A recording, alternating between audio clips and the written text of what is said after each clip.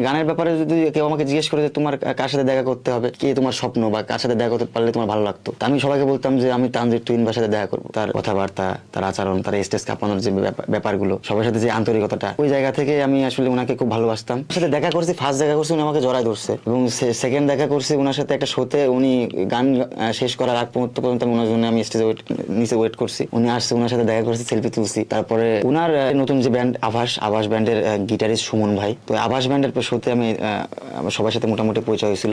তো সুমন ভাইয়ের সাথে আমার পরিচয় হয়েছিল, উনি গিটার বাজায়। তা ওনার সাথে আমার পরিচয়ের মাধ্যমে ওনার আইডিয়া আমি কালেক্ট করছিলাম, ওনার সাথে আমি টুকটাক কনভারসেশন করতাম, ভাই আপনার কাছে আমি গিটার শিখবো। উনি বলতো যে ঠিক আছে, সমস্যা নেই, আমার বাসা তো মিরপুর, তুমি আসো। তো আমি ওনার কাছে ক্লাসও করছি কয়েকদিন। তো আমি চেষ্টা করছি ভাইয়ের মাধ্যমে যে একটু তানজির ভাইয়ের কাছাকাছি যাওয়া যায়, তাহলে তো আরেকটু বেশি ভালো হবে, অ্যাচিভমেন্ট হবে। দুঃখের বিষয় যে উনি ব্যান্ড থেকে পরে লিভ করছিল, হয়তো ওনার ইন্টারনাল প্রবলেম ছিল, ওটা আর হয় না। তো আমার কাছে মনে হয়েছে যে না, নেক্সট টাইমে ওনার সাথে ভালোভাবে আমার একটা কনভারসেশন হবে।